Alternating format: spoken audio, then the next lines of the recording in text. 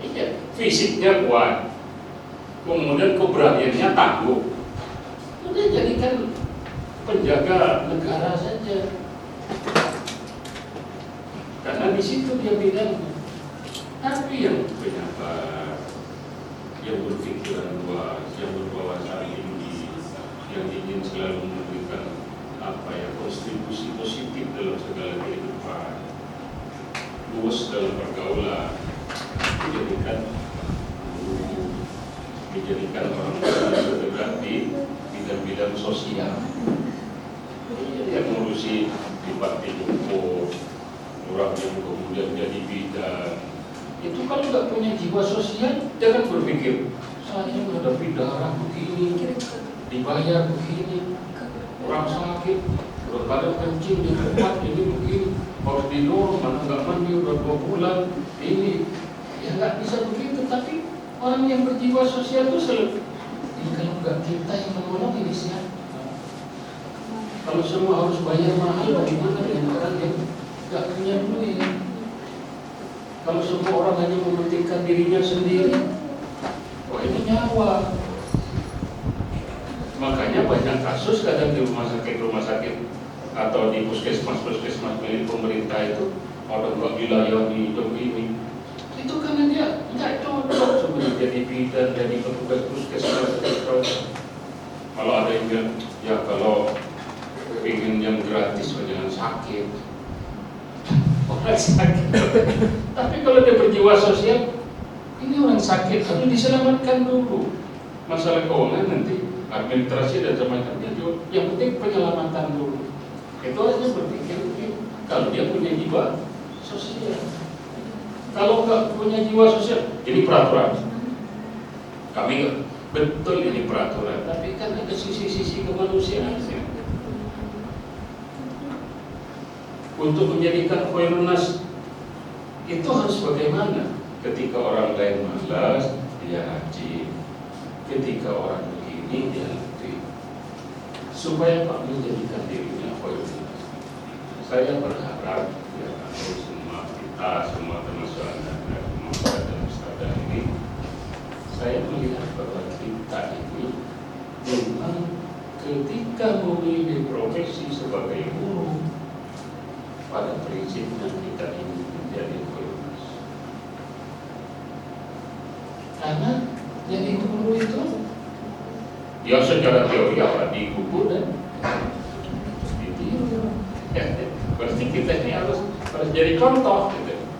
Contoh dalam bidang apa? Ya di bidang kita. Kalau misalnya kita jadi pengawas di kamar, ya yang namanya mengawasi. Kerjanya kan melihat, namanya pengawas kan, harus awas kan. Dia, oh ini kotor, ketika kotor siapa itu? Kenapa ini tidak disapu? Jangan langsung marah ketika anak ini tidak menyapu. Ketika wah ini harus disapu, pikiran kita itu sapunya ada nggak? Tempat pembuang sampahnya ada nggak? Jadwal pikirnya ada enggak? Nah kalau orangnya jadwalnya ada, sapunya ada, tinggal dicari mana orangnya. Mau pikirnya tugasnya apa?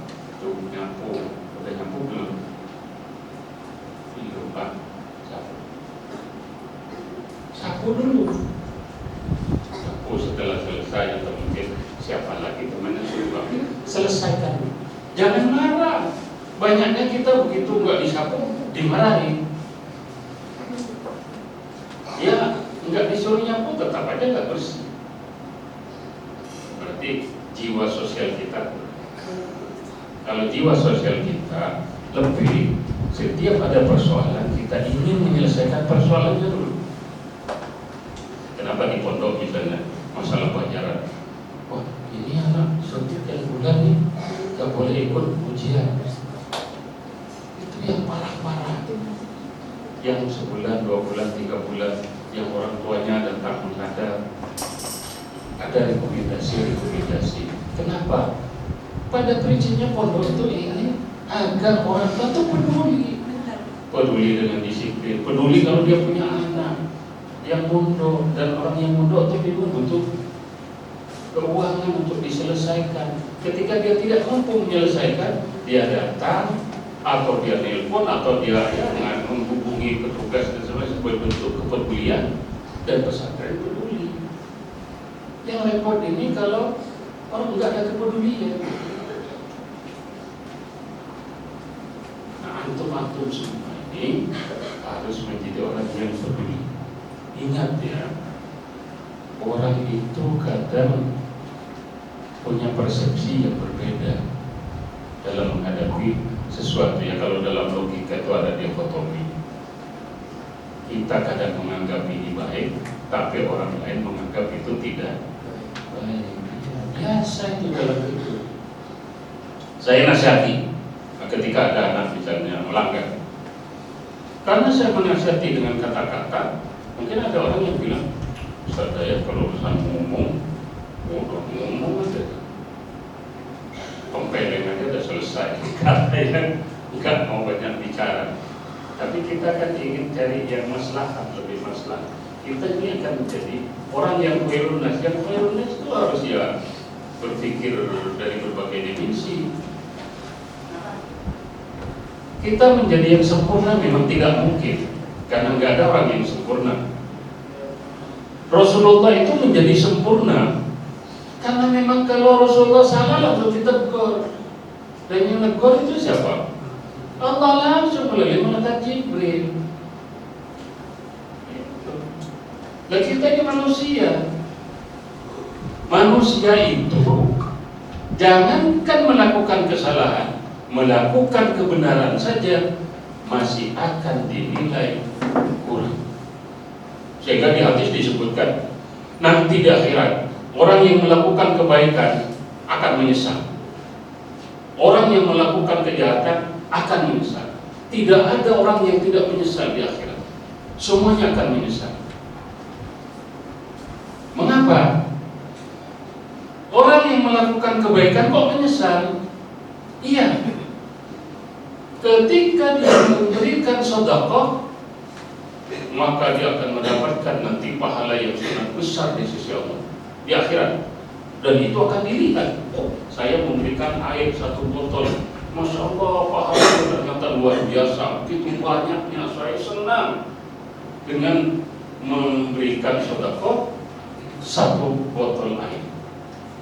Tapi kegembiraan itu menyiratkan juga penyesalan. Ada penyesalan. Kenapa? Orang yang menerima pahala besar dari air yang disedekahkan dalam 1 gelas atau 1 botol itu, dia menyesal. Mengapa saya kok tidak melakukan lebih banyak lagi? Kalau saja saya merasakan bahwa memberi air 1 botol saja pahalanya sudah segitu besar, mengapa saya dulu nggak memberikan 1 ember sehingga saya memperoleh pahala lebih banyak? Jadi menyesalnya orang yang melakukan kebaikan itu karena ketika di dunia tidak lebih banyak lagi melakukan. Oh, saya tahajud hanya jarang-jarang, ternyata pahala tahajud ya Allah luar biasa.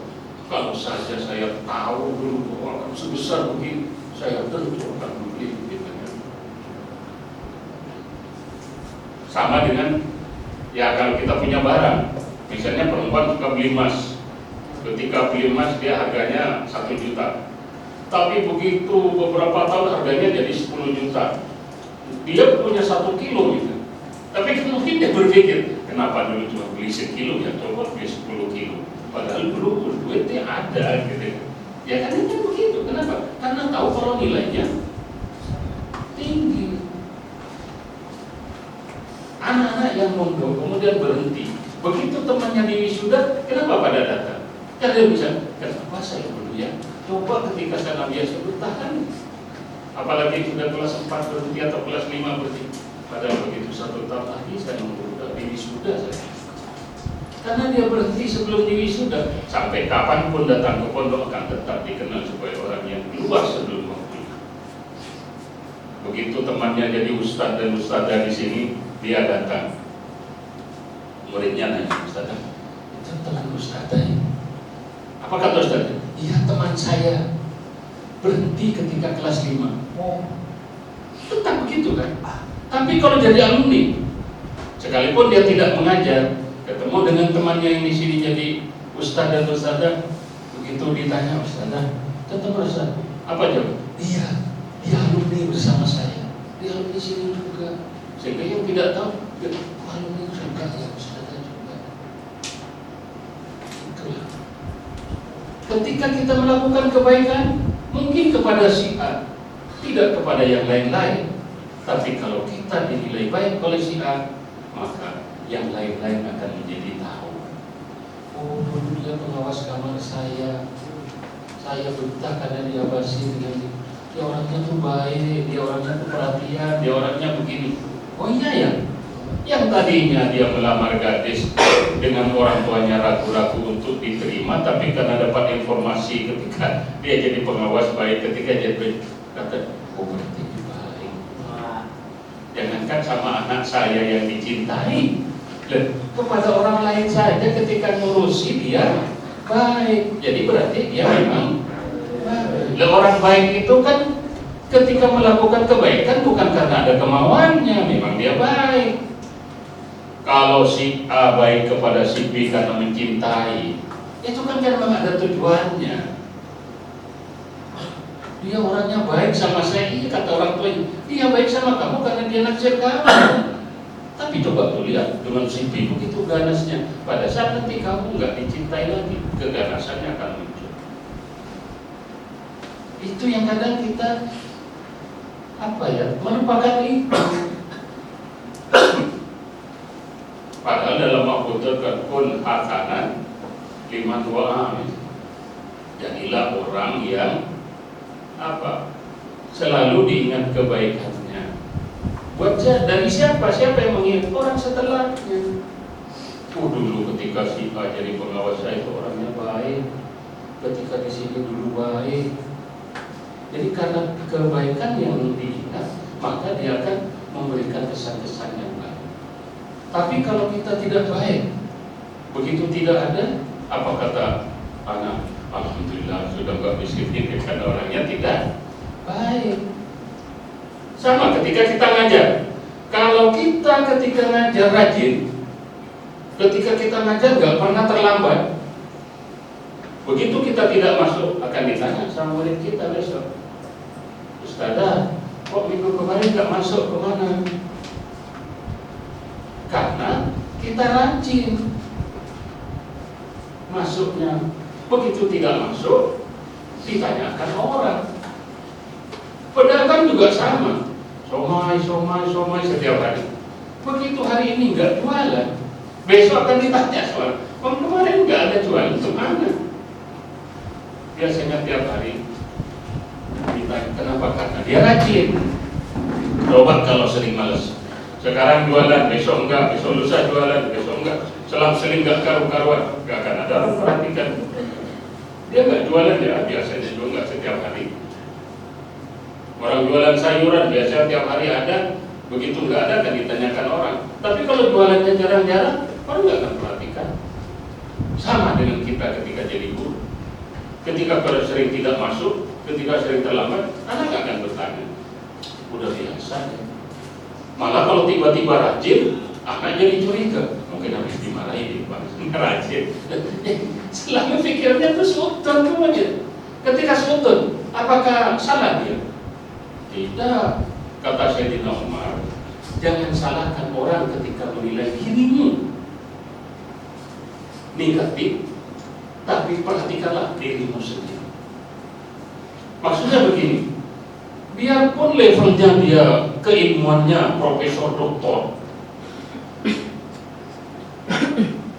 tapi kalau kemudian dia kerjanya mancing sama orang-orang yang nggak sekolah, apa orang tahu kalau dia profesor doktor? Nggak tahu, taunya dia tukang mancing. Untung nih ustadz dan ustadzah pakai kaos oblong, rambut panjang, makan sambil jalan, orang kan nganggap preman dari mana lagi ini, ya kan? Jadi ketika kita dianggap preman, jangan salahkan orang, kita berpenampilan seperti makanya dalam membuat tua tipu kartu remote biar makin ini gitu kan. Biarpun dia kualitasnya emas nih, tapi ketika berkumpul masih satu dengan lumpur, apa punya nilai jual tinggi? Enggak, dianggapnya lumpur. Batu akik, batu apa ini permata bagus. Dan ketika masih kumpul dengan batu-batu yang lain di gunung, ya tetap batu ya. Ketika ditaruh di truk, ya sama saja harganya tetap batu. Tapi begitu ketemu, ini batu kok tembus ya ketika disetel. Oh, ini bagus, ini kayaknya diolah jadi cincin, dipakai. Oh, punya nilai bagus cincinnya. Berapa harganya? Saya mau sekian juta. Kata batu yang lain, saya yang satu truk saja belum sejuta. Dia yang sedikit saja sudah menjadi sejuta. Kenapa? Karena diproses. Dia memang punya nilai. Nah, kita ketika jadi pengurus, jadi ustaz, kita ingin agar anak-anak didik kita ini menjadi anak-anak yang berkualitas. Kita tidak membiarkan dia semaunya. Anak ketika tidur kita bangunkan, karena memang untuk melaksanakan sholat. Ketika anak ini melanggar, kita perhatikan supaya jadi anak baik. Karena kita ingin menjadikan anak ini menjadi anak yang berkualitas, anak yang baik. Nah, maka menyambung dengan hadis tadi, kalau kita ingin menjadi khairun nas anfa'uhum linnas, itu artinya kita melakukan sesuatu yang menjadikan objek kita itu, anak didik yang kita awasi, kita ajari itu menjadi orang-orang yang berkualitas. Karena sesuatu itu menjadi berkualitas itu hanya di tangan orang-orang yang profesional. Cat ketika dikumpulkan kemudian menjadi lukisan yang bagus, harganya mahal, karena dia profesional. Warna ini campur ini, garis macam-macam jadi tahu-tahu jadi udah jadi ini jadi hebat ya, bagus ini lukisan. Karena perpaduan catnya bagus. Coba saya suruh melukis, jangankan yang rumit-rumit, suruh melukis pohon saja, pinginnya menjadi pohon apa, tapi wujudnya apa? Iya, artinya apa? Karena memang tidak profesional saya. Kalau saya tidak punya keprofesional di bidang itu, ya jangan ikut-ikutan, gitu maksudnya. Nah, antum dan antuna ini saya yakin bahwa ketika memilih untuk menjadi ustadz dan ustadzah itu bukan karena ikut-ikutan, karena memang kita ingin menjadi orang yang profesional di situ. Apa kita sudah mumpuni belum? Karena kita juga ingin berproses. Kita ini semua, saya semua berproses. Makanya utlubul ilma minal mahdi ila sebelum kita meninggal ini semuanya berproses. Kalau sudah meninggal, selesailah proses kita untuk menjadi khairun nas, selesai sudah. Kalau meninggal, tapi kita sebelum meninggal masih semuanya berproses. Ada kadang kita lihat di YouTube nenek-nenek umurnya sudah 70 tahun sekian, kemudian masuk Islam. Kenapa? Karena dia belum berhenti proses. Dia itu tadinya kafir, tapi begitu mendekat ajalnya malah menjadi orang Islam. Alhamdulillah dapat petunjuk di usia yang sudah tua. Karena dia tidak berhenti proses. Kita ini jangan berhenti juga untuk proses menjadi baik. Saudara-saudara semuanya, ustaz dan ustazah, saya kira cukup dari saya ingin saya serahkan kepada saudara. Nanti kalau ada pertanyaan silakan saja. Demikian yang bisa saya sampaikan. Mohon maaf atas kekurangannya. Assalamualaikum warahmatullahi wabarakatuh.